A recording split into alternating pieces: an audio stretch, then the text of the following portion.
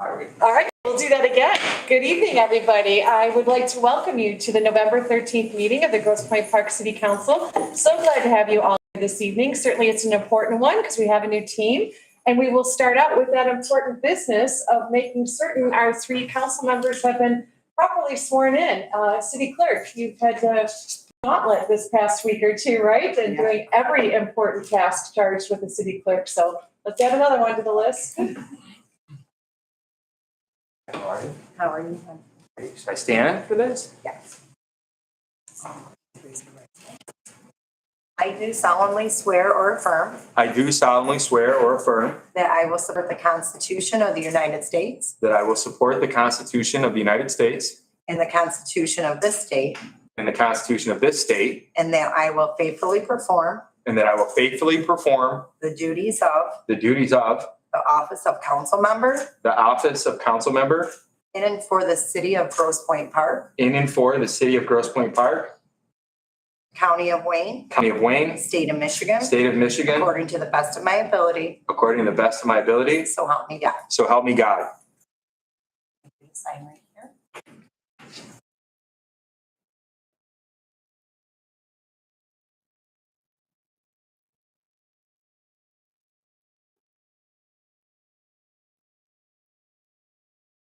Thank you, Clerk. Yes, welcome. You have your family here with you today as well. Yeah. Welcome, the Drever family. And also just to clarify, Councilmember Kohler and Councilmember McMillan were sworn in previous to this moment. I don't know if Renee and Michelle, you want a photo of all three of them, or if that, you want to do that real quickly? The three of you? Sure. I'll go over Are there. you council members? Yeah. Sure. Sure. Just come here for the. It's whatever you would like. Oh, it's true. Please, I don't have one. Thank you, Michelle, for. Okay, yeah, come in the middle right here, please. Yeah. No, no, I'm just. Oh, okay. You want you up front? Oh, yeah, she's asking if we can Oh, come up sure. there. Okay. Oh, boy, okay.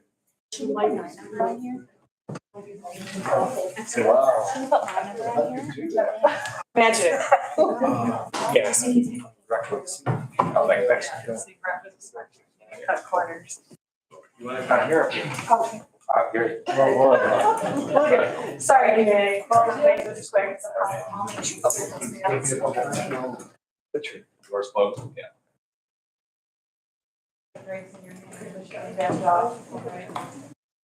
She's going first.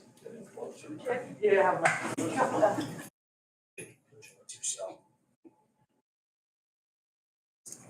Says council.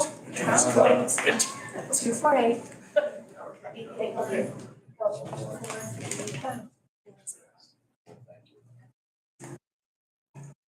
Yeah. Hold on. I'm sure you didn't blink.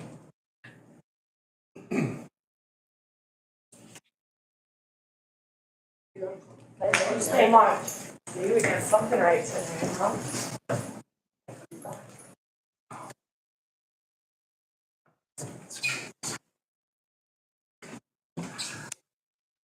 All right, so again, welcome to our new city council, our new team, and congrats to Mr. Drever, Mr. Kohler, Mr. McMillan, and your families as well, because it's not just you that assumes these roles. Thank you also to Councilmember Gallagher, to Mr. Torres, and Mr. Uku, Mr. Torres, Ms. Uku, for choosing to run, and I hope you all will stay engaged as well. And then thank you to Council Members Brenner and Relin for their service. We will give a more proper send-off at our December meeting. And thank you to this community for believing in us and me and by entrusting us with this very important responsibility that we now have.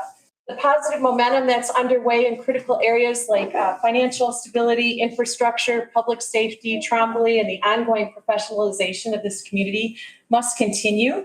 And it's up to this team to make it so, and to also take next steps on capital improvement plans and communications and other things that we know are priorities. We've accomplished a lot and have much more work to do. And council and community and members of the administration, we have a choice to make. And that choice is vibrancy and prosperity if we choose it. to that end, I would invite you all to be part of the good. And I bring to you a tool that will help us get there. Our fraternal organizations play such an important role in our community. They're full of stewards and givers. And I call out one in particular tonight. It's our Rotary Club. If any of you are familiar with the four-way test, it's really a wonderful foundation for life, let alone public service. And it's intended to guide everything that we think, say, and do. And if we do follow that, we can't lose. Those components of that four-way test include these. 1, is it the truth? 2, is it fair to all concerned? 3, will it build goodwill and better friendships? And 4, will it be beneficial to all concerned? As I said, if we follow that test, we can't lose. I've ordered cards for you all so you can have them in your wallet as for easy reference. And tonight it really is my job to set the tone and to establish the organizational culture. And I hope that helps to do that. And also to hold this community, not only this council, but this community accountable, because we are in partnership with one another. And I will say it has been challenging because I don't think that test has always been met. But now is our opportunity to look forward and make sure that we adhere to that test, because this community deserves no less. And you all matter. You all have substantial contributions to bring to the table, and we must all commit to bringing our very best selves to the table at all times. That's the standard I'm personally committed to. That's the standard I know each of you is committed to. And that's the standard that I will make certain that we continue to adhere to, because clearly we are better together. Next month, Council, we will be looking at appointments to the various boards and commissions, as well as our council rules and procedures and our 2024 calendar. So as part of those council rules and procedures, please be thinking about various things. We will get a draft to you so that you have something to work from. But questions about how cell phones and other devices are used at the table, or if they're even used at all, and how social media is used, important questions like that. We need to make sure we provide oversight in those rules and procedures. So please be thinking about that.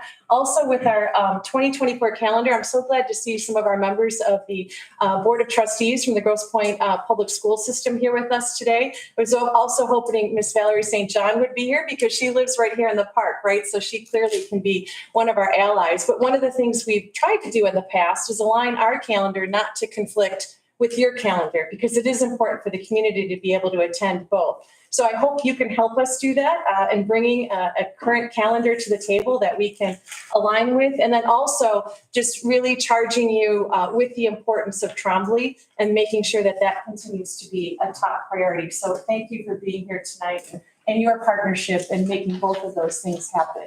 And in the meantime, I reached out to each one of you seeking one-on-one meetings, and I would really like input from you. The process of doing appointments and the like is a complicated one. There's only so many opportunities. There's only so many of us, and trying to plot and put who goes where and where the talent distribution should be is not the easiest thing to do. So I would love your input to help do that. So if I haven't heard back from you, I hope I will soon. And with that, Council, and with the four-way test in mind, I say let's get to work. I would ask the clerk to please call the roll.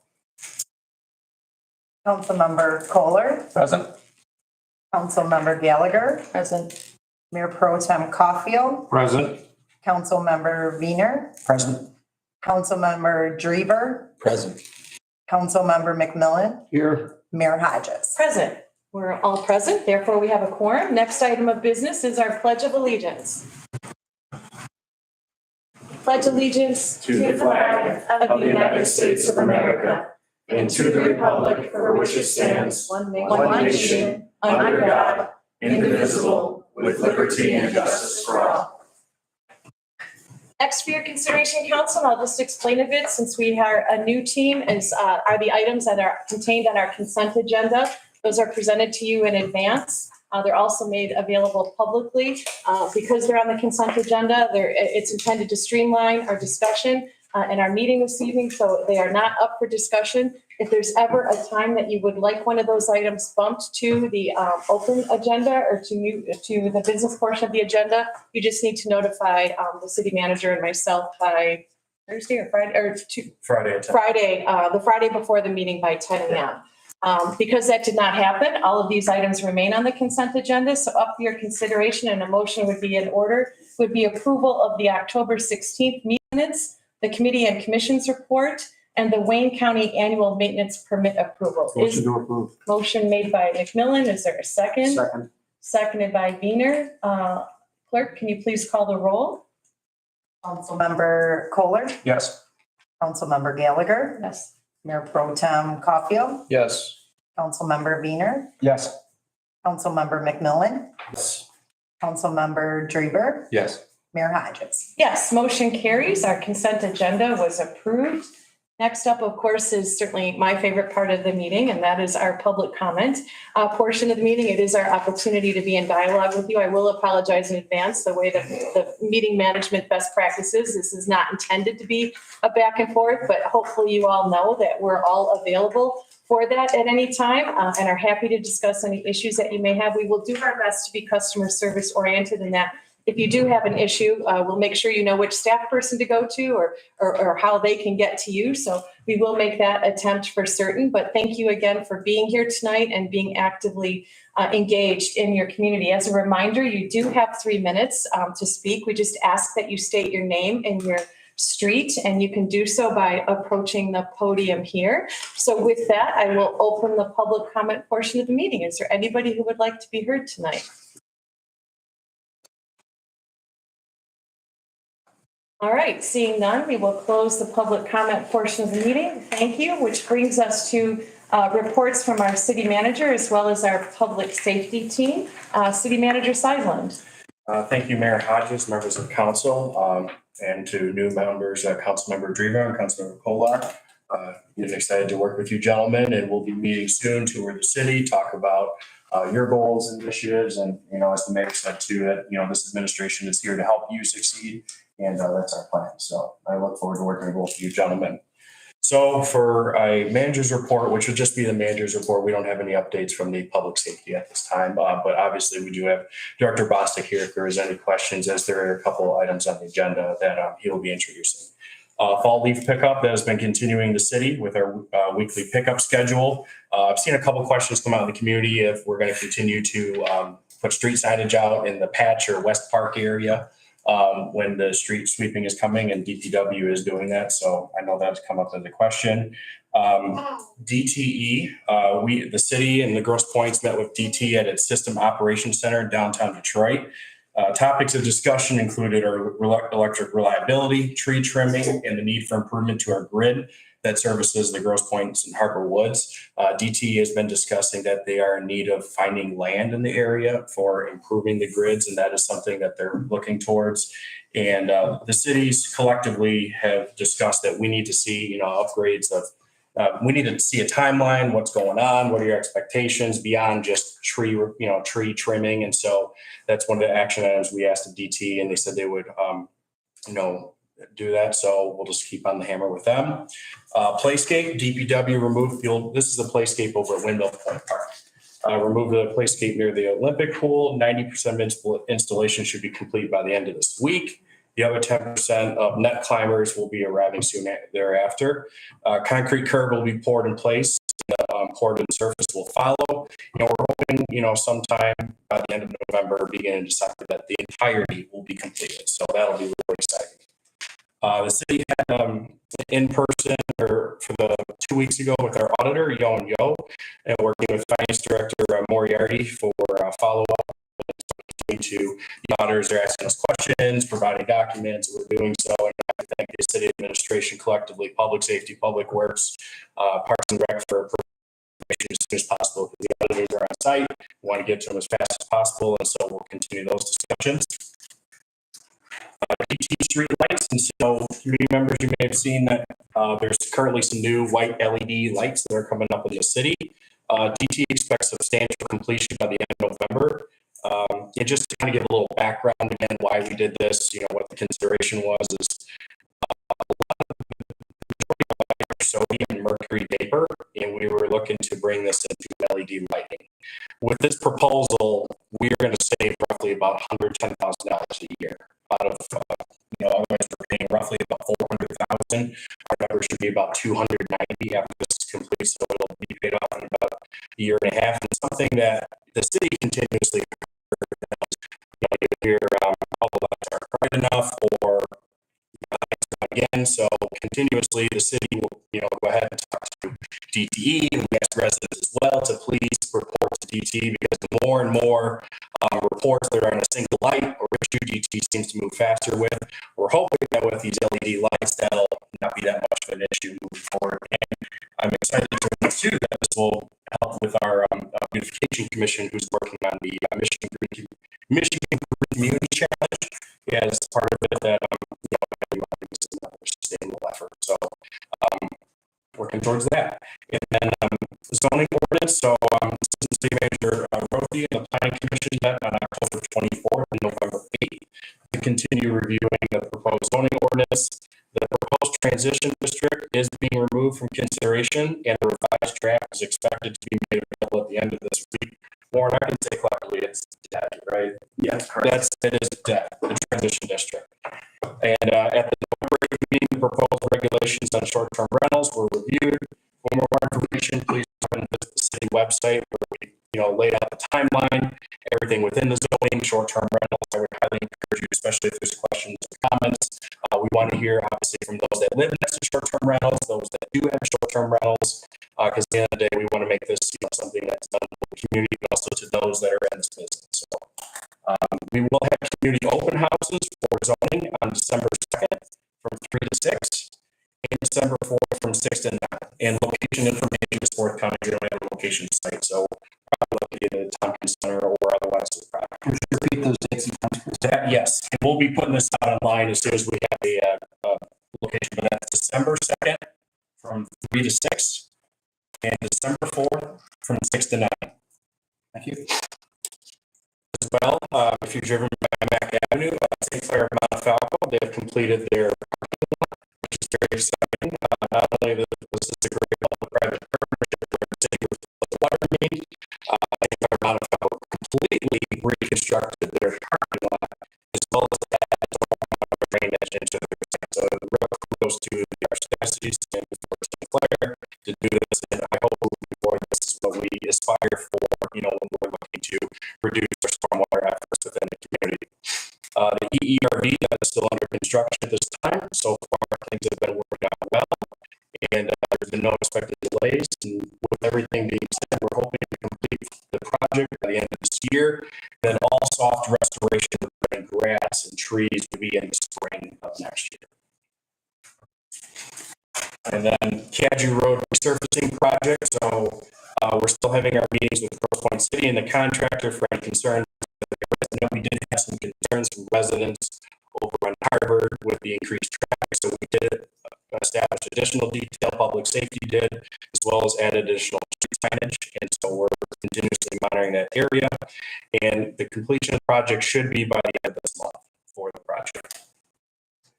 And then just as an update, the Clean Water Sewer Revolving Fund and the Drinking Water Sewer Revolving Fund, these are loan programs that this city applies for to Eagle. We were not funded for either or, but we submitted an intent to apply for both of those again for fiscal year 2020. So we're going to keep doing that and hope, maybe in the future we'll get some funding. And then just a couple Park and Rec updates. Proud of the work that Park and Rec is doing. We've got the Bot Masters coming to Grosse Pointe Park on December 11th and 18th. This is led by the Paul Girls High School Robotics team at Adams Activity Center. Kids' art classes are going to be held on January 11th through February 15th in the Adams Activity Center. Sound bath classes for seniors on December 21st. And teen classes on January 6th. And ornaments and canvas workshops for Christmas. Senior workshop will be taking place on December 16th. And kids workshop to take place on December 19th. So we're staying busy at Park and Rec, and I encourage you to continue down that path. So appreciate the work that they're doing. And then my last update, just real quick, is the Scott Center. So the day after the election, the Scott Center had a meeting at the Detroit Historic Commission where they were seeking two approvals, one for continuing demolition of the old Public Works building, and they were approved for that, as well as the approval of a parking lot and a gathering space area, which was also given conditional approval. So it is upon the Urban Renewal Initiative at this point to Historic Commission, Detroit Planning, and BC for those approvals as they move forward.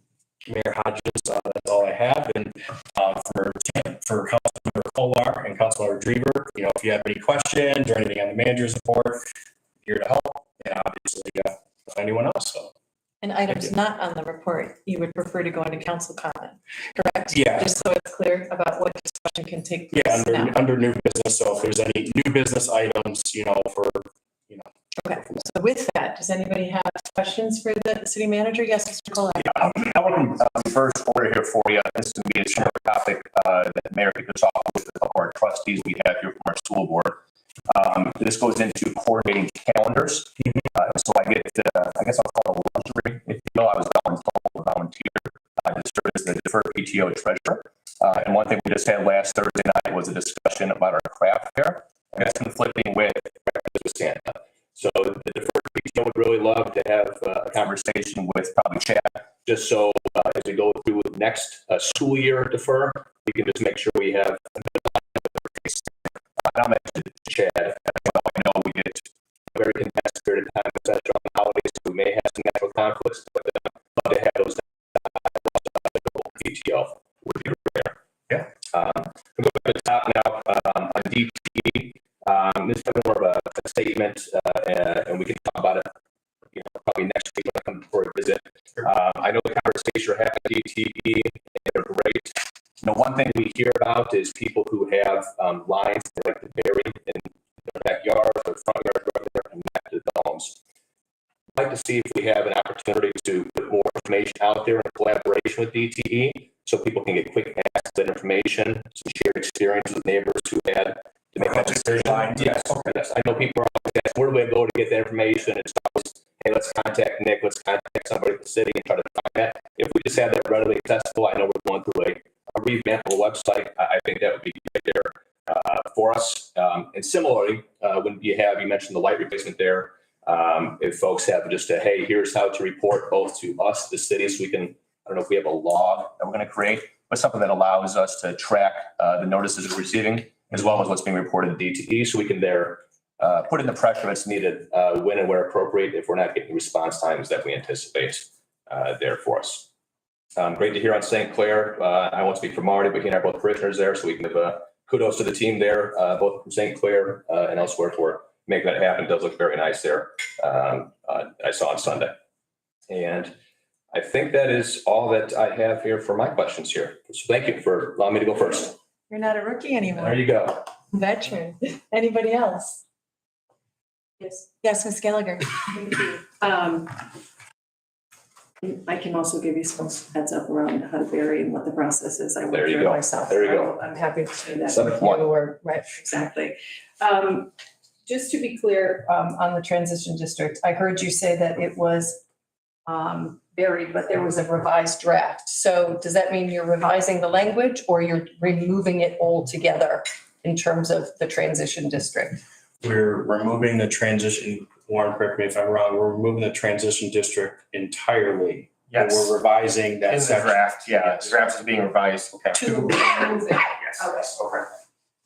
And then are we in moving to, coming back to this, the short-term rentals, the zoning workshops are specific then to talk about the short-term rentals? What is the purpose of the workshop, is to gather information or to share information or both? A little bit of both.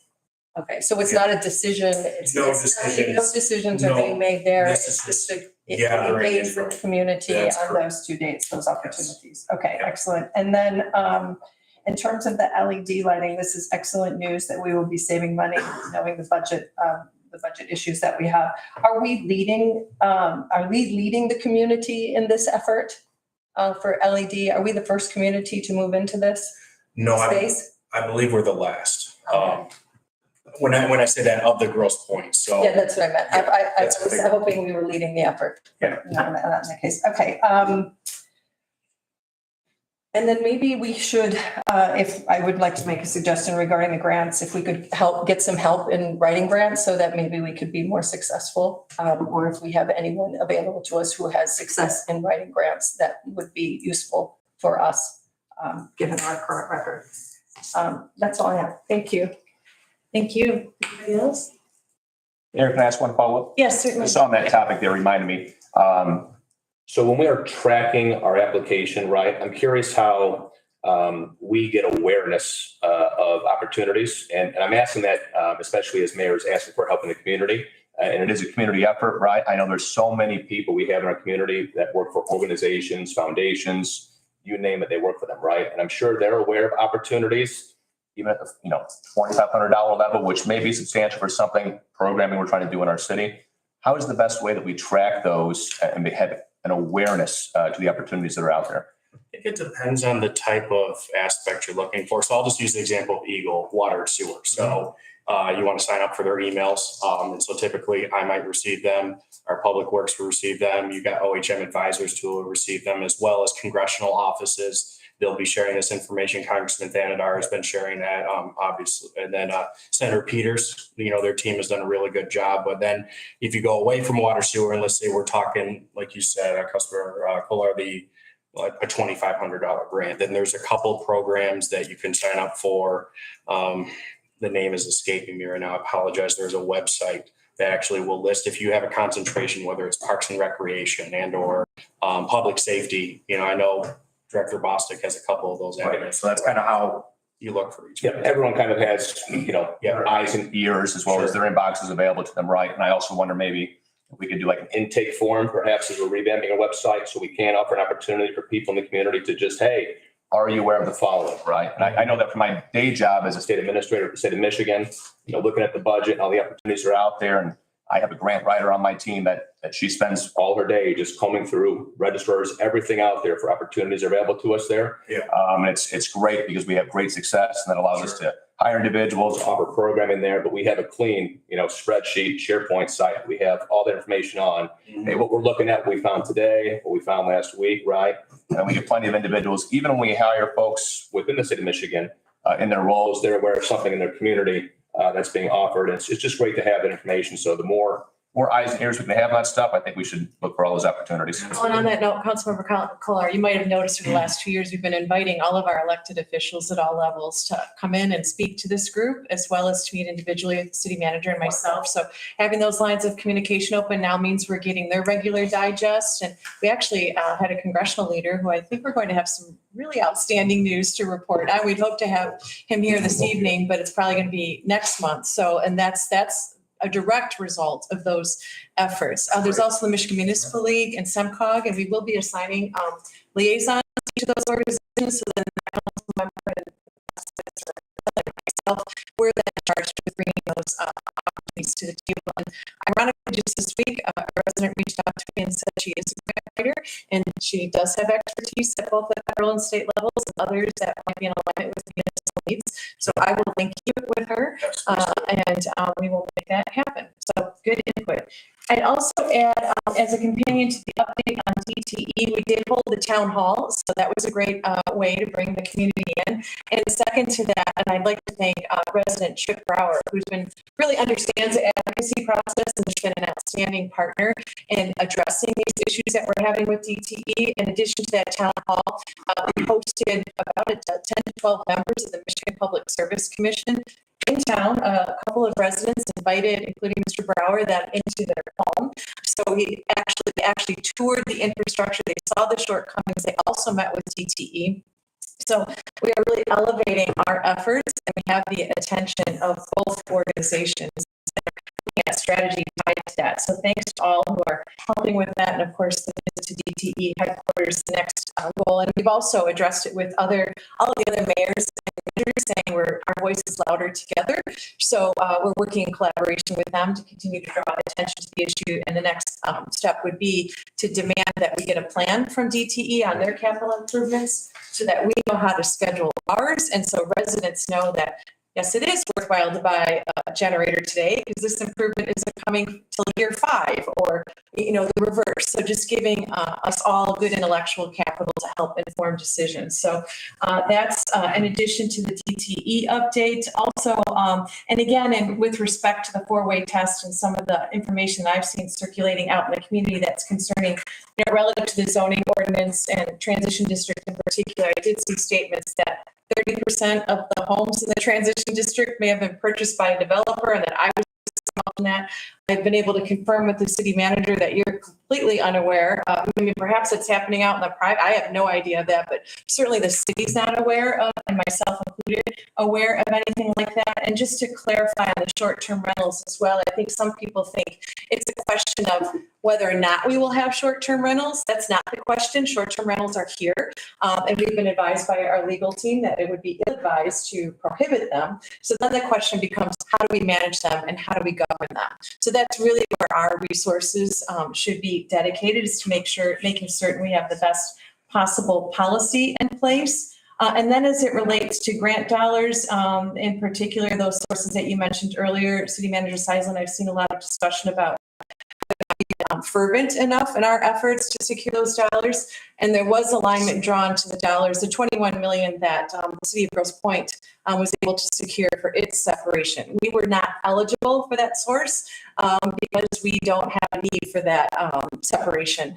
With that said, just so folks understand the reality of it, when it's a loan, we still have to fulfill that financial obligation. When it's a grant, that's ideal. And in the case of the city of Grosse Pointe, it was a grant. However, a loan. So they have to figure out how to pay off that loan. And in addition, there's also a match requirement. So they received a $21 million award. They are now required to find $8 million in order to bring those dollars to the table. So that is going to take them quite some time to figure out whether they go out for a millage, whether they bond it, or how they identify those dollars. So it's never as simple as folks might think.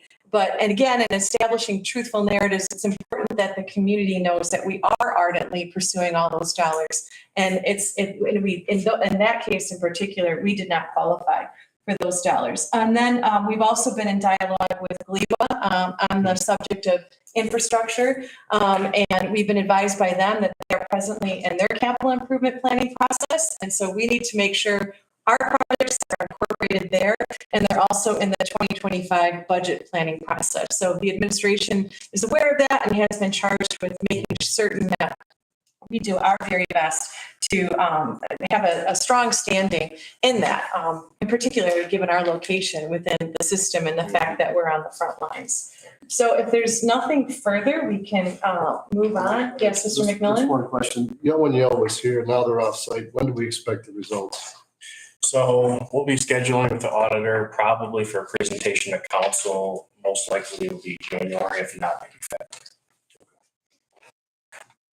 Okay, thank you. There is no unfinished business this evening, which takes us to new business. The first item being the election of our mayor pro tem. We will get I would ask at least that we get the motion on the table, and then we can enter into any discussion that you all would like to. So that motion up for your consideration would be to appoint Councilmember Tom Caulfield as mayor pro tem per city charter section 4.4 for a term to expire at the first city council meeting following the next regular election, which would be 2 years from about now.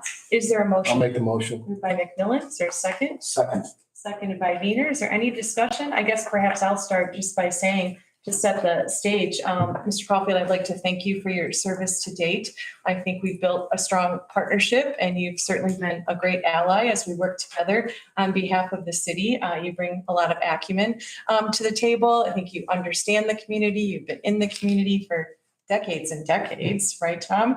And we've made great headway on important priorities thanks to your leadership, in particular our financial position and the like. And you're funny too, which I think is pretty cool. So that is why, councilors, I am recommending to you that Mr. Caulfield continue in this role. It is my recommendation, subject to your approval. If there's any further discussion, you're more than welcome to bring those comments to the table now. I might just add, in addition to the applause of the performance he's done, it's not just a ceremonial position. Mayor Pro Tem has to step in this last term. We had quite a few special sessions, and his availability has been excellent for it. So again, it's not just ceremonial, it serves an important role, and if it ain't broke, don't fix it. He's done a good job at it. So, thank you. Anybody else? All right, clerk, can you please call the roll? Councilmember Kohler, Yes. Councilmember Gallagher, Yes.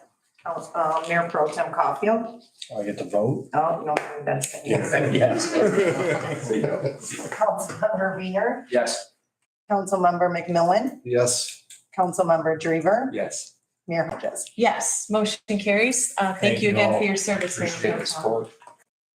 Next item up for our consideration is the BS&A Human Resources Management. The motion that we would need to get on the table in order to elicit some discussion would be to approve the purchase of software and services from BS&A in the form of a human resources module at a total cost of $10,245. Is there a motion? As a motion.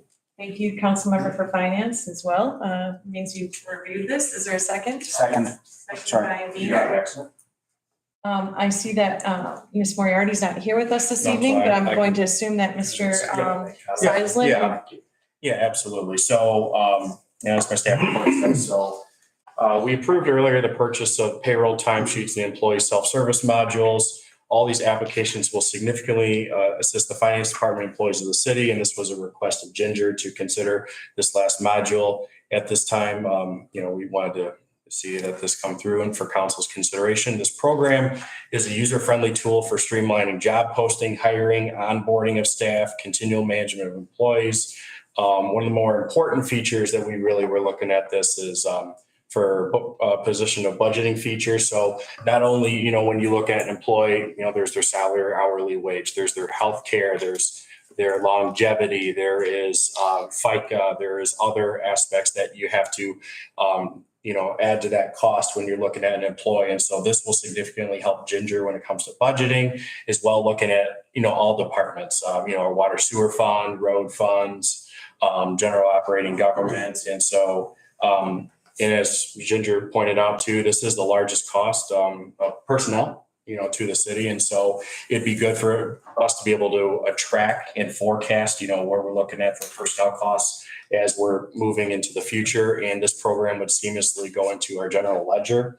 We do have the funds available for this because council previously approved $25,000 for ProNexus, which was a third-party service to help Ginger get preparation for the audit.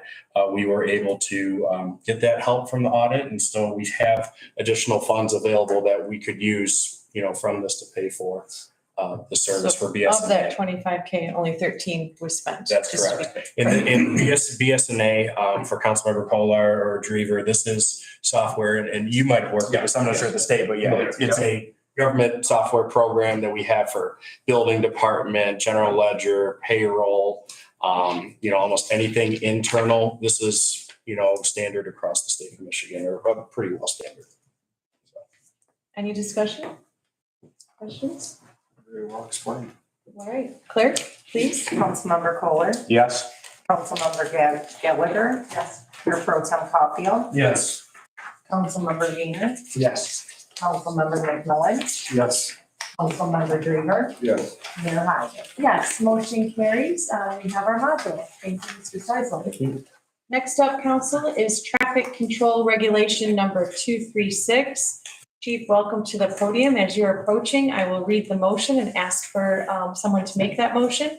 To approve traffic control regulation 236 to designate enforcement times for parking meters and paid to park stations within the city of Grosse Pointe Park from 9 a.m. to 9 p.m. citywide, Monday through Saturday, as recommended in the Grosse Pointe Park parking study, and to take effect on January 2nd, 2024. Is there a motion? So moved. Wiener, is there a second? Second. Caulfield, Chief. Thank you, Mayor, members of council, good evening. Currently, the Grosse Pointe Park has 9 a.m. to 6 p.m. parking throughout the city. At the July council meeting, the city approved adjusting from 25 cents an hour to 50 cents per hour on Mac and Jefferson, and 75 cents per hour on Herschel. This increase will provide additional revenue to offset the increased cost to maintain and sustain the parking program. As parking operations have to rely on funds from other sources, operations and maintenance would suffer from insufficient funding. The Grosse Pointe Park parking study completed in 2021, meter times should be in effect during the evening to better distribute parkers and those that avoid frustration due to overparking and that increases in the neighborhood blocks. So given the occupancy studies that we were shown, the meters on Kirchable they were recommended should be in effect until 9 o'clock. And that would adjust for the peak times and also to capture that additional revenue. After 6 PM, currently visitors have no incentive to move their vehicles from the on-street to off-street parking, as there's no enforcement currently past 6 o'clock. Creating an enforcement until 9 will incentivize visitors to continue paying the on-street meter at the higher rate or move to off-street parking. What does this do? This creates consistency for residents and visitors, aligning our parking times from 9 AM to 9 PM. As proposed, this will pair us with Grosse Pointe City. Grosse Pointe Farms City Council will be voting on the same measure tonight. If adopted, the park, the farms, and the city will all have the same meter times. And the attached order should take effect January 2nd, 2020. Thank you. Questions for the chief? Mr. Griever? So I see, you mentioned in here that this would help to alleviate the overparked neighborhood blocks because this is going to help the streets turn over a little bit better. But my question is, are there any detrimental impacts that could happen for my neighbors in the patch? Are there people that are using those spots after 6, like people that come home from work, they need those spots because where they are is a dense area where there isn't good parking? I just want to know if there's any sort of, if you have any idea of how this could affect the neighbors. I do see, like I said, there's some positive impacts, but is there anything that we're worried about that could be negative? Well, I think there's always going to be the outliers that don't want to pay for parking. If you go to other communities, Royal Oak, Ferndale, there are people that just do not want to park at 50 cents with that dollar, and they are going to go where there's legal parking. Now, whether we start to discuss, permit parking for certain blocks, that's going to be up for discussion. But in the time being, what we have at hand is just a way to incentivize people to pay those meters for those extra hours. So the city administration has been tasked with trying to get more revenue, and this is one of the avenues that we can do it through this parking. Yeah, I appreciate it. And I think you make some good points. This could be a work in progress as we move forward. Maybe there will be an opportunity to look into permits and everything else for the residents. Makes a lot of sense. Thanks, Director. Thank you, Mr. Griever. Mr. Kohler? Okay. Oh, Ms. Gallagher, you know what? No, thank you. Okay. So Chief, I just wanted for our definition purposes here, for this specific traffic control regulation, we're defining on-street, we're referring to the meter lots on Kercheval and then others, or just Kercheval for this? The enforcement would be for any city, Every meter? No, right, got it. Go ahead and answer, will please. be for any city-owned or regulated parking area. Got it. So any meter lot that we Meter have. lot, Right. kiosk run, Perfect. when that comes, or you can. Right. And then, so then the off-street then would be all non-metered locations, as Councilmember Drever is saying, the Beaconsfields, the Nottinghams, the Marylands, the others where we don't have meters at that time, right? I just want to make sure we have the right definitions here, right?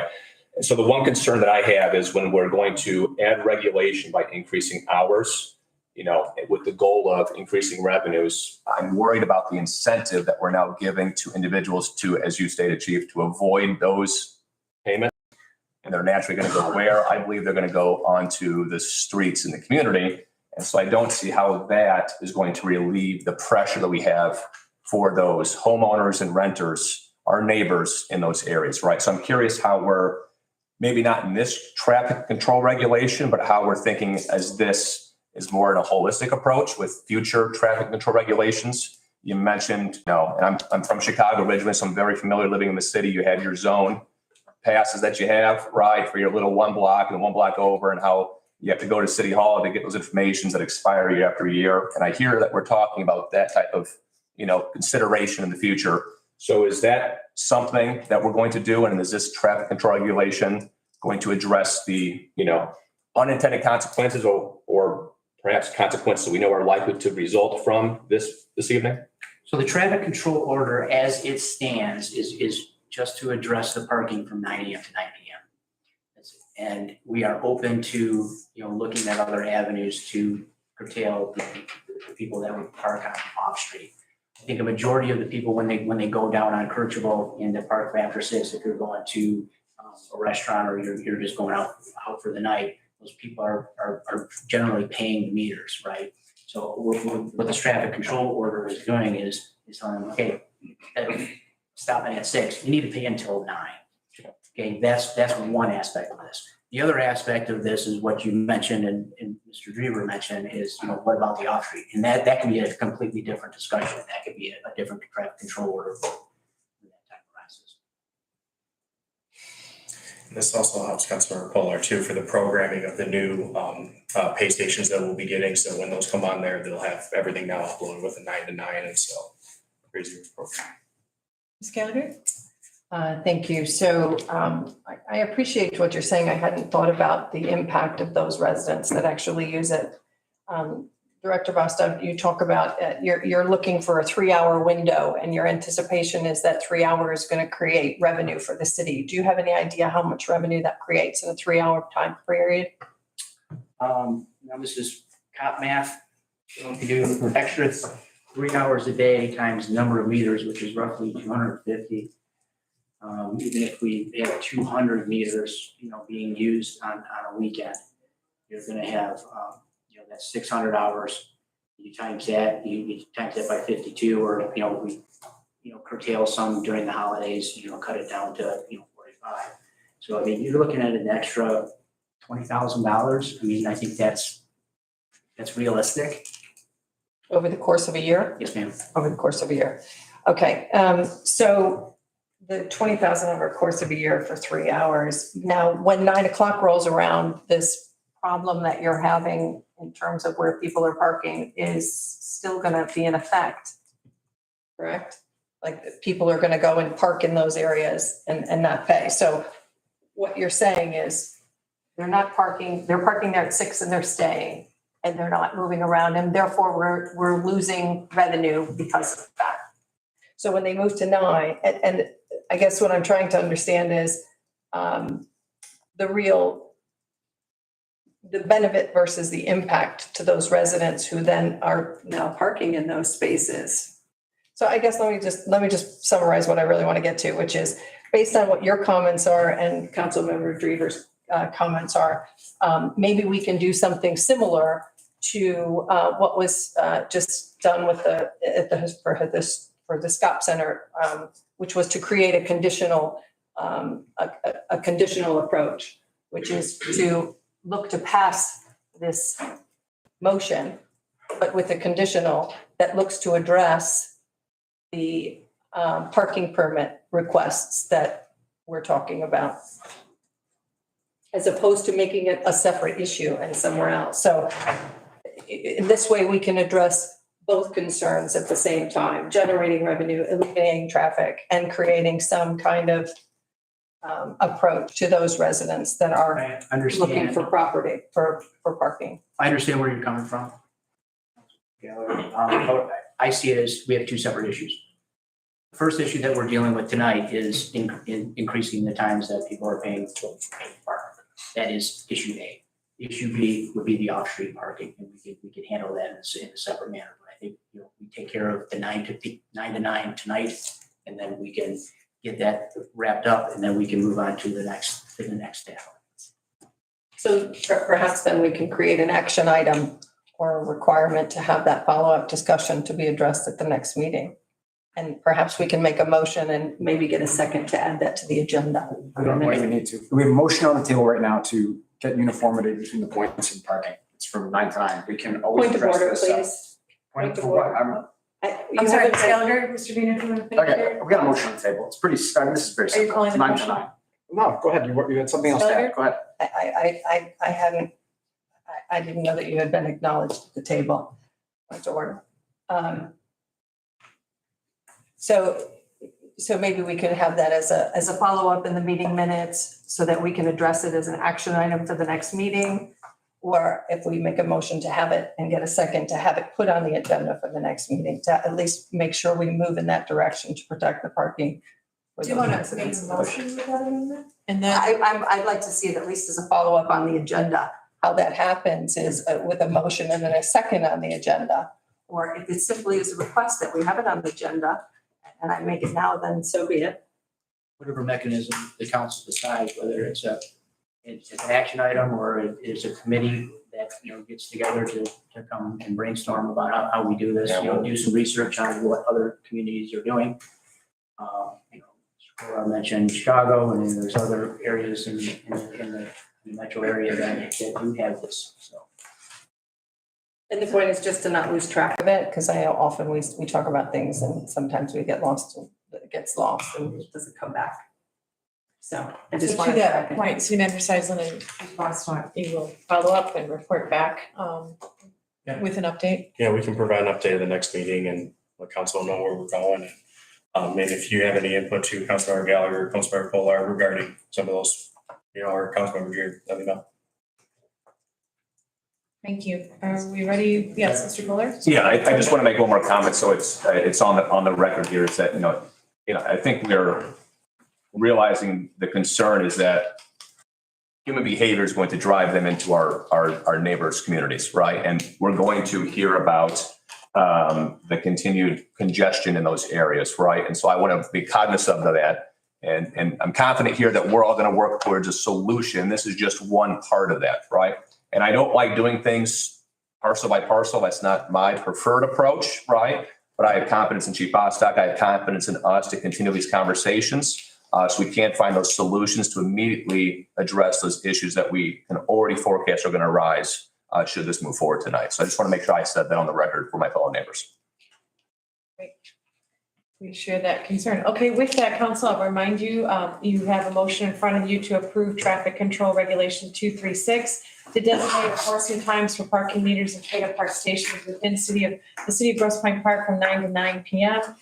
9 a.m. to 9 p.m. citywide, Monday through Saturday, as recommended in the Grosse Pointe Park parking study, and to take effect January 2nd. Clerk, can you please call the roll? Councilmember Kohler, Yes. Councilmember Gallagher, Yes. Mayor Pro Tem Caulfield, Yes. Councilmember Weiner, Yes. Councilmember McMillan, Yes. Councilmember Draver, Yes. Mayor Hodges. Yes, motion carries. We have traffic control regulation 236 in place. Thank you, Chief. I see you're going to stay because the next item is also subject to your input, which is consideration of the Grosse Pointe Animal Adoption Society proposed service agreement. Council, the draft motion is to approve the service agreement with the Grosse Pointe Animal Adoption Society per the fee schedule outlined in the proposal contained in our packets. Is there a motion? So moved. Moved by Gallagher, second. Wiener. Okay, with that, Chief, if you'd like to get us going, and then we can open it up for discussion. City of Grosse Pointe Park, the Department of Public Safety, and the Grosse Pointe Animal Adoption Society decided to enter into an agreement to provide service for the community where lost pets, strayed, or injured animals can be sheltered and receive veterinary care until they are reclaimed, reevaluated, or rehomed.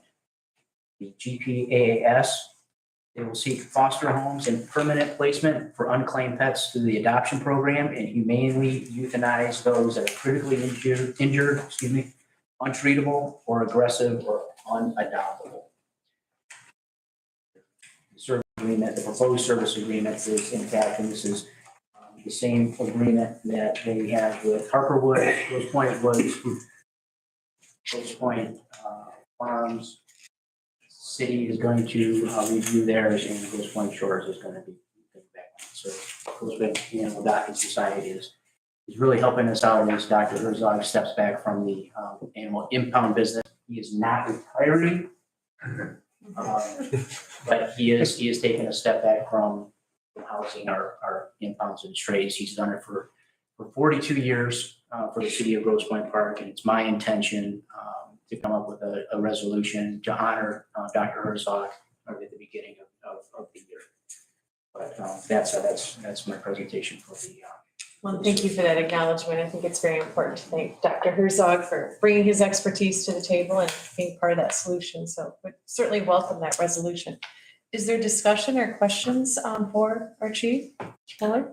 I have just one question. Talking to our neighbors, right? Do they have just a singular approach where they use the Grosse Pointe Animal Adoption Society, or do they have a multi-tiered approach where they have other contracts or service arrangements with other potential vendors?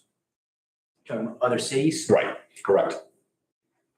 I'm not sure how the other cities, the Grosse Pointe Animal Adoption Society is the main point of contact and has been the main point of contact for animals for Harper Woods, Grosse Pointe Woods, and Grosse Pointe Shores for a number of years. The effect of Dr. Herzog getting out of the business is directly affecting the primary care for the park, the city, and the farms. So Dr. Herzog will help us out in emergency basis if they're completely stacked at the Animal Adoption Society and we need to house an aggressive animal. Dr. Herzog will make accommodations. Thank you. Other questions or comments? Yeah, I know we have a cost recovery ordinance. We're gonna be able to use this in play, for instance, if we find these rightful owners and we've been giving veterinary care to someone that we get the bill. So are we gonna be using our cost recovery ordinance or will they get direct bill? Cost recovery ordinance would not be in effect with this. There's,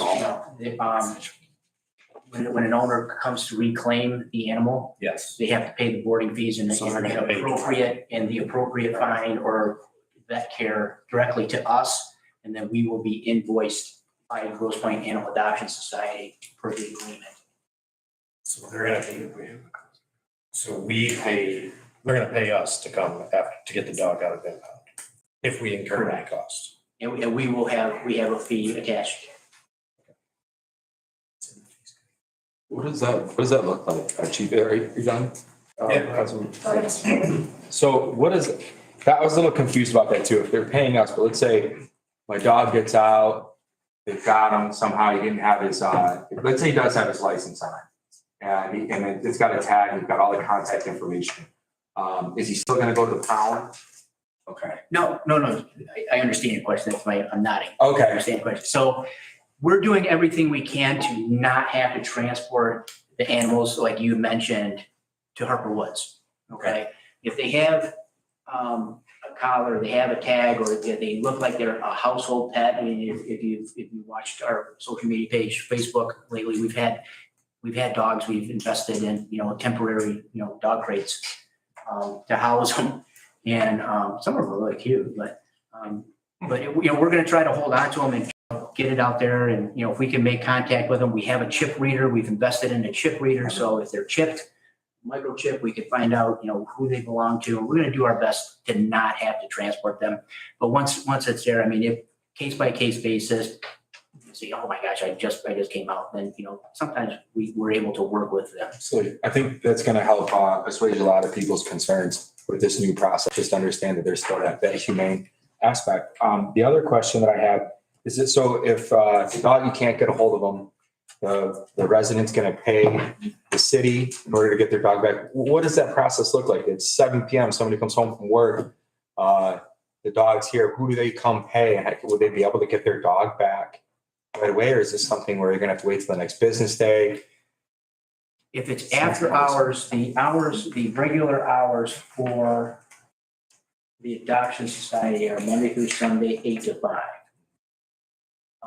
We can, on a case-by-case call and see if Corinne is in, similar to when we had animals impounded with Doc Herzog. I mean, after hours, yes, sometimes they do have to stay the night in doggy jail and then we get out. Understood. Yeah, thanks for the clarification. I appreciate you. But to that point, Councilmember Greenberg, I think is all that information on our website where it is very clear? Because go ahead. Yeah, well, once we finalize the agreement, we can. So we'll make certain that that's And available. then after hours, you can come and pay, you can come and take care of, any cost, because we're open 24/7. We'll give you the receipt. And then once you have the receipt, you can go as soon as she opens up at 8 o'clock and go get your dog. Wonderful. And I hate to ask this question because I don't want to get into discussion about it, but I do think the question everybody's asking is why does it appear at least that there's such an increase in the number of strays and unattended dogs? Does it just feel like it is, but it's about where it normally is, or has it increased? And if so, have you figured it out? Is there any science as to why? There's a science, I think, it's getting a lot more attention based on what's happening down the road in Grosse Pointe Shores earlier. And then the the unfortunate tragedy of the 4-year-old in Detroit. I think, people's eyes are definitely open to it, and, with the use of, social media the way it is, I think it's getting a lot of attention and well deserved. We're not seeing a big increase in the number of animals that we're housing.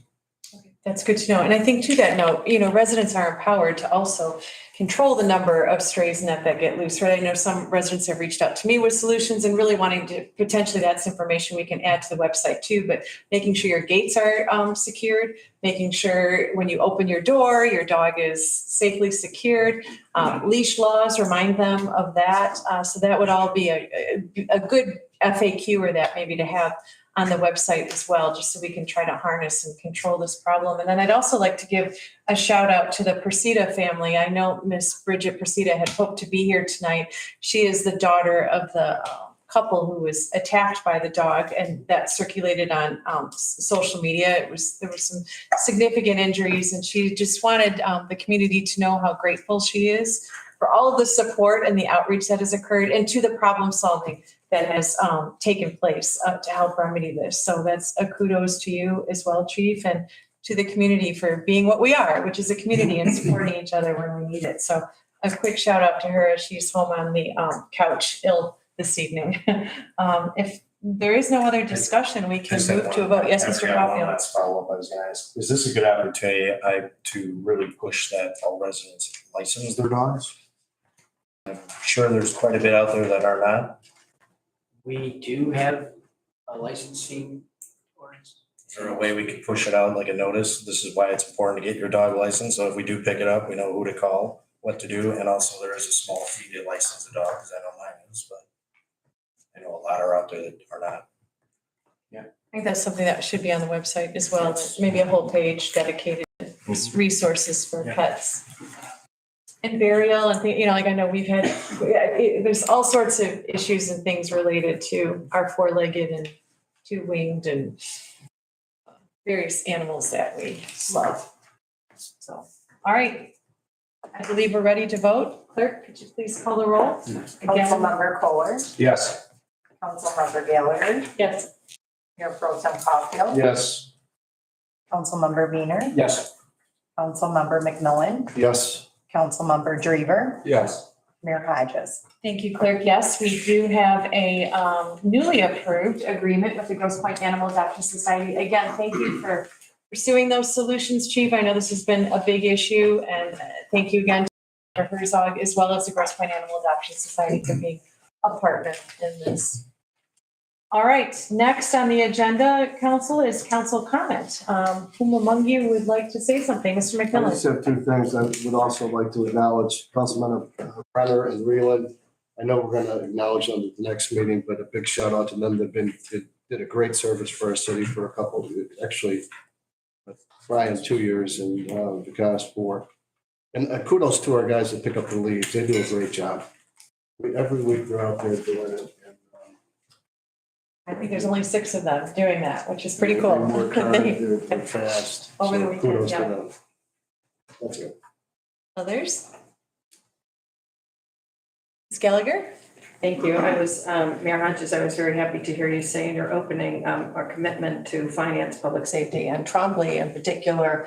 And you made a comment that it was up to this team to make it so. And I'm also happy to see in our audience here are 2 members from our school board. And given that and the feedback from the community, I feel that it's really important that this body as a whole and each member of it show their support for Trombley. And as such, I'd like to make a motion to approve a council resolution directed to the Grosse Pointe Public School System Board of Ed for Trombley. And I'd like it to state, quote, this Grosse Pointe City Council recommends as a priority the return of Trombley to its prior status as a Grosse Pointe Public School System elementary school, and the school board make every effort to accomplish this goal, end quote. So if I could get a second. Is there a second to the motion that has been made by Ms. Gallagher? Second. Second by Drever. Thank you. Is there discussion? I'd just like to finish by making a few points. just to say this was done before in the 1980s to save defer. The council of Grosse Pointe Park came together and made a resolution and put it forward when the school board wanted to close defer enrollment. And thank goodness they did stand strong. And at that time, moved the board to keep defer open, which now we have come to understand as a tremendous asset. Also, we conducted a survey. The conducted survey clearly states the desire of our community to have Trombley as a Grosse Pointe Public School elementary school. And it is also respectful to the community who paid and continue to pay millions of dollars in bonds and tax money towards our school. Doing so is an investment, one, in the school system as a whole. Two, it encourages children to enroll in the system at an early age. I know through my campaigning, I came to understand there are a lot of families that are homeschooling their own children. I met them at the block parties that I attended and speaking with many of the residents. There are numerous families that are attending homeschooling and not in our school enrollment. And many of them are at younger ages and even in high school ages I met.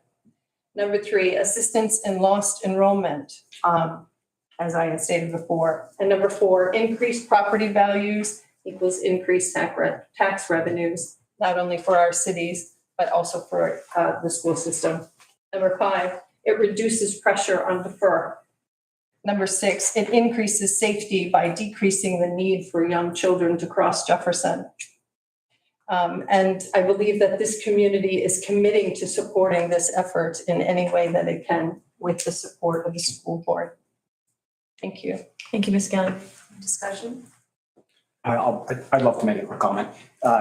We want to have a professional, efficient council. There's a process for doing this. If we want to add an agenda item, everyone's really welcome to do that. You have a month of time in between meetings. If you want to have agenda items added, then follow the process. It's a lot more effective and a lot more efficient than this. Because, I mean, is this going to be the norm now that we just during council comment, just put up resolutions? I mean, I'll be frank, I think all of us agree we all want to see Trombley as a school, but I think it's misleading to residents too to say that, okay, we're just going to have a resolution now stating that we want it as if that's going to fundamentally change the process. Again, I think we should have an effective, efficient way of running meetings. I think it would benefit everybody and the residents as well. That's it. Others? Here's my only comment was, yeah, we all want to see Trombley is back to what it is. And I think we would support it. I just don't know if passing a resolution from a legal standpoint.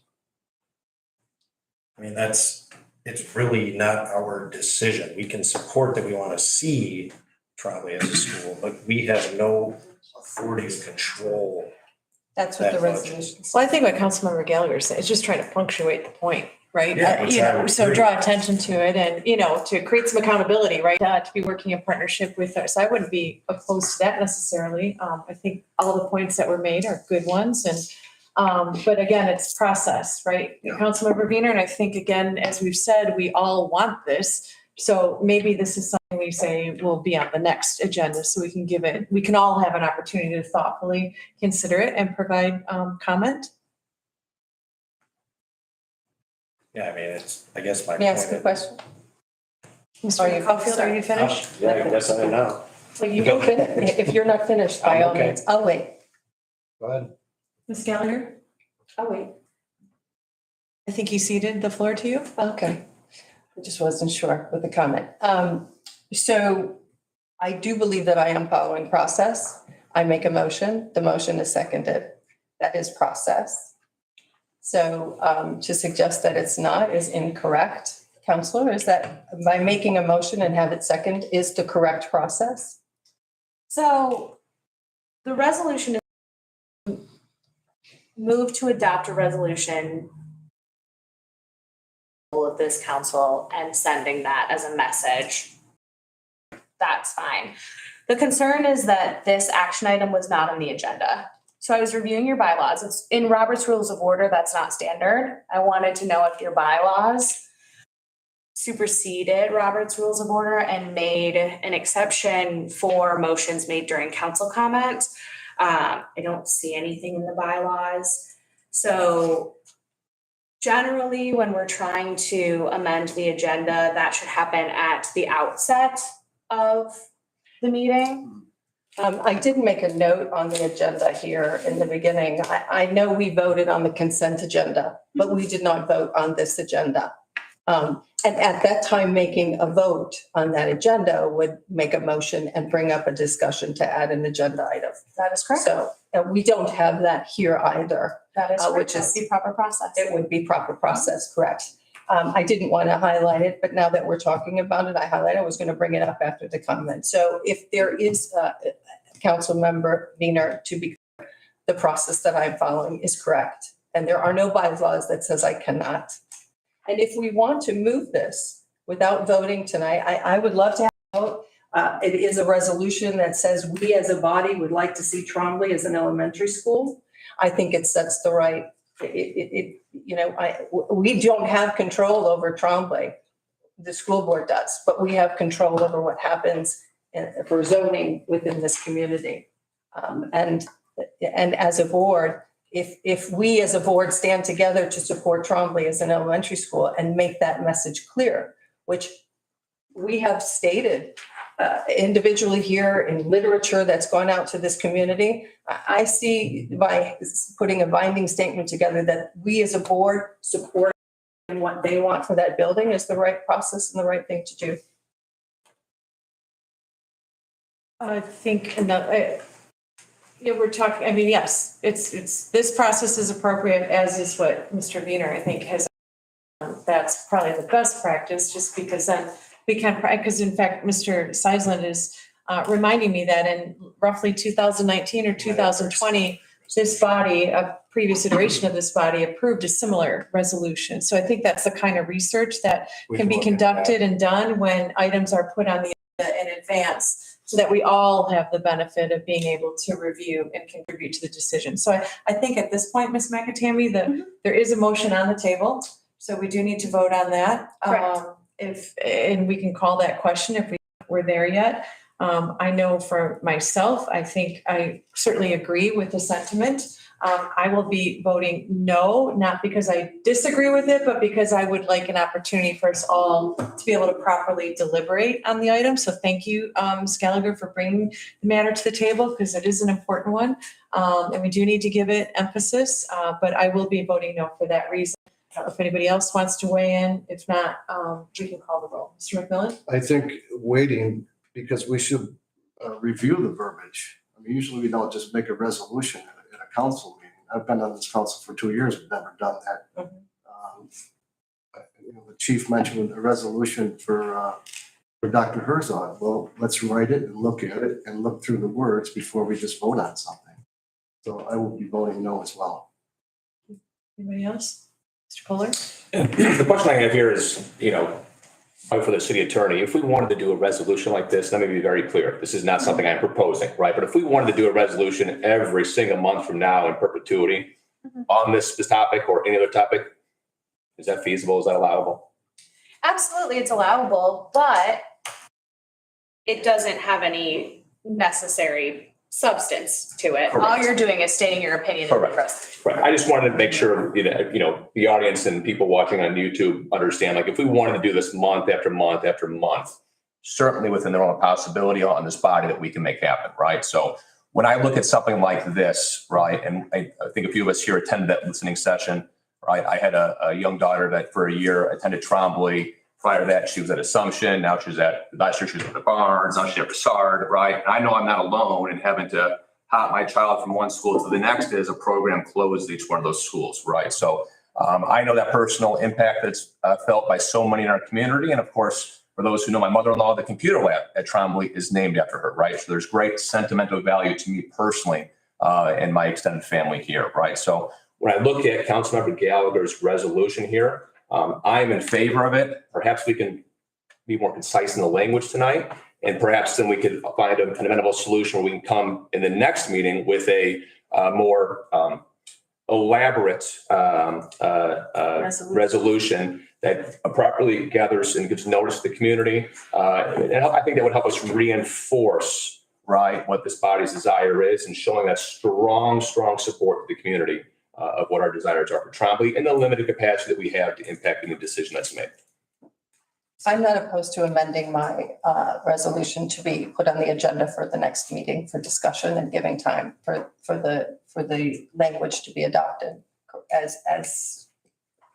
Yes, so does that mean it's put on the agenda for a vote in the next meeting?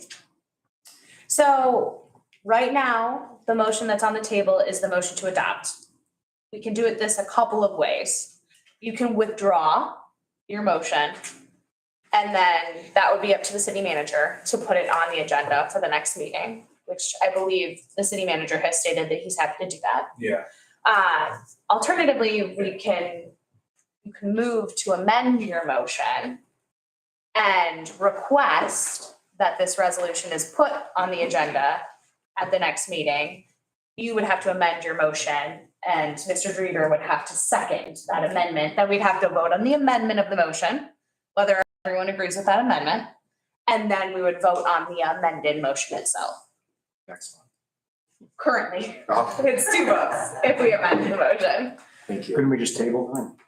Wouldn't that be easier? Who's got a We motion? can't table it, yes, unfortunately. We did that once with. Ms. Gallagher, what is your will on this? So I'm not opposed to having a discussion. So having the ability to, I would like it on the agenda for the next meeting for discussion point. So I will amend this. I don't want to withdraw my motion. I will amend it for it to be on the agenda for the next council meeting for discussion. Now, that means that the language itself, which I'll propose, I'll pull to you for review and give the opportunity for the council to review it and to update it for language that they're happy with. If it only is, there doesn't seem, for 2 council members are not happy with the process and want to vote no because of the process, then let's give them the opportunity to, if they support the essence of it in what it is, then no problem to have that, give the time that they would like to discuss with it. So I will amend that for it to be a agenda item for next week. Okay, so you are moving, just to clarify this for everyone in the audience and for our council, you are moving to amend your motion to place this resolution on the agenda at the next meeting, is that correct? Correct. Mr. Drever, do you second that? Second. And now we're voting on that amendment, whether or not we can amend that original motion. Okay, with that, clerk, can you please call the roll on the amendment? Councilmember Kohler, Yes.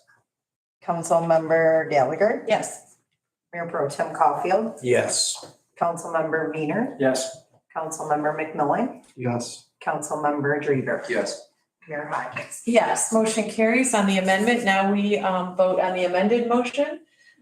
Clerk, can you please call that roll? Councilmember Kohler, Yes. Councilmember Gallagher, Yes. Mayor Pro Tem Caulfield, Yes. Councilmember Weiner, Yes. Councilmember McMillan, Yes. Councilmember Drever, Yes. Mayor Hodges. Yes, motion carries. Thank you, Councilmember Gallagher. We will entertain this item on our next agenda. City Manager Seisland, you will be charged with making sure that happens. Any other council comment items? Just have a few quick things here. One, I would really like to sincerely thank our elections team. Clerk, you really knocked it out of the park along with your new team, Danielle and Courtney. And then I think the community certainly deserves a thank you to the volunteers and the number of poll watchers and the like, and the candidates, and our DPW building, our DPW team. I know that they came through for you in public safety as well. So thank you for everybody. I think we were the first to report to Wayne County. Second, darn it, okay. So, but that's pretty darn good for a brand new clerk. So thank you for that. I'd also like to congratulate our Fairfax team and give them a warm welcome back.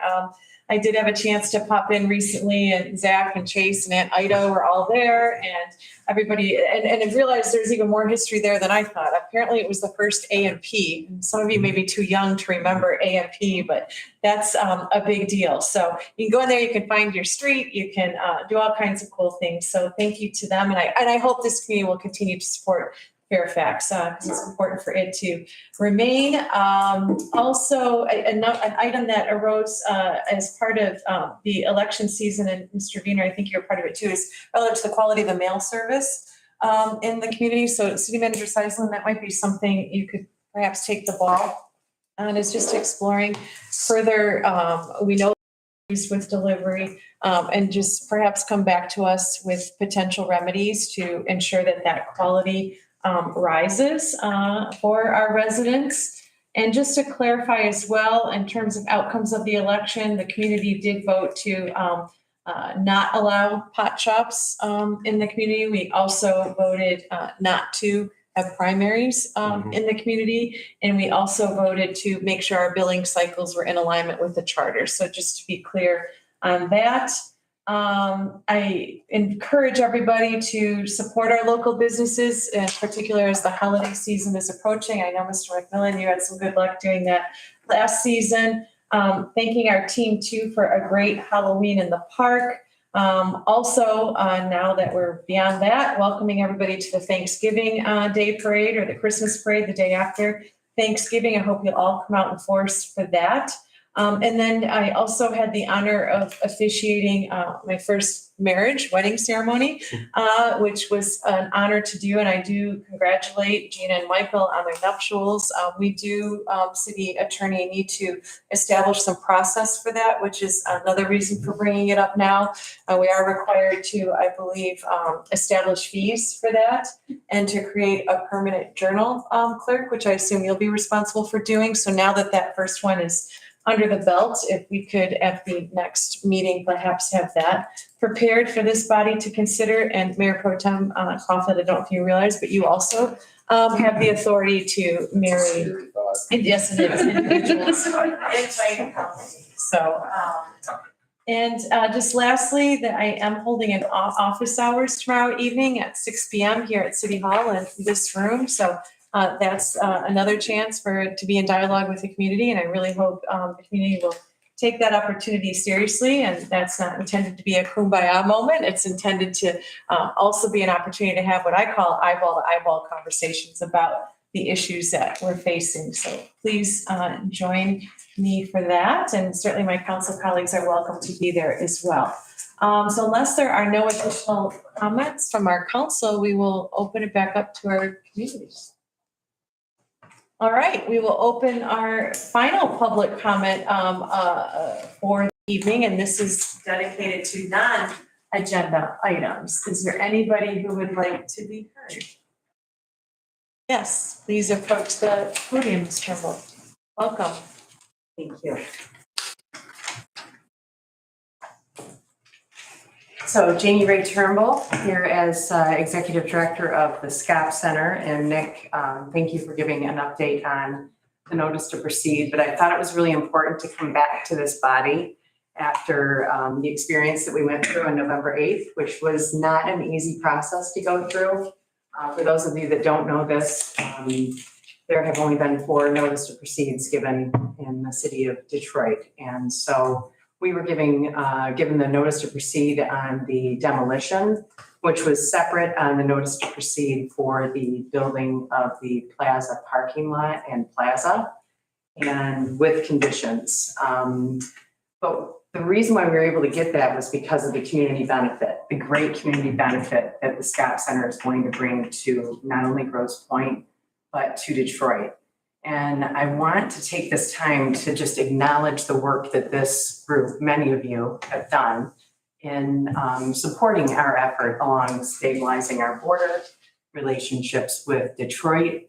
So Mayor Hodges, you have taken a lot of heat for some of the work that you've done proactively with members of the Park community and the Detroit community, and I commend you for continuing that dialogue. I commend Mayor Pro Tem Caulfield for attending that, previous council member Brenner, as well as Robson and Clark, all which participated in those meetings. And each of those meetings were in dialogue about what can we do better. And at no point was there a discussion about what roads can we open, this was a bit of a backwards way of getting information out, but we want to make sure that everybody understands those meetings were an effort to open dialogue and keep that communication going. And I'm asking this body to take that seriously because we are on the cusp of transformational change. I said that in my presentation. The work that City Manager Seisland is doing and the DDA on the campus redesign is very important to making our City Hall more accessible. The work that we did on having DDA, the DDOT bus turnaround relocated and the street open at Kirchville was all part of the MOU with the SCOP Center. And so I want to encourage each of you to take this very seriously because we do have an opportunity to be good neighbors. And then also for you, Councilmember Wiener, the work that you're doing for infrastructure, as I've heard you all say, flooding has no border. And so the work that you're doing to collaborate with each of the entities, these are all very serious and very important work that this body needs to continue to do. There are other developments that are going to take place along our border. The SCOP Center is just one of many that will be taking place. And we want to make sure that you all take that seriously. And I appreciate all the help that you're doing. So thank you. Thank you for coming tonight. Other comments? All right, we will close the public comment portion of the meeting, which now takes us to our closed door session. The motion up here, consideration council, would be to move into closed session as provided for in MCL 15.268 section C to discuss items of pertinence to labor negotiations. Is there a motion? So moved. Second, Wiener, seconded by Gallagher. Clerk, can you please call the roll? Councilmember Kohler, Yes. Councilmember Gallagher, Yes. Mayor Pro Tem Cloutier, Yes. Councilmember Wiener, Yes. Councilmember McMillan, Yes. Councilmember Draper, Yes. Mayor Hines. Yes, motion carries. We now move into closed session. Community, thank you for being here. You're more than welcome to wait. And when we move back into open session, you can rejoin the meeting. But thank you again for being here tonight and understand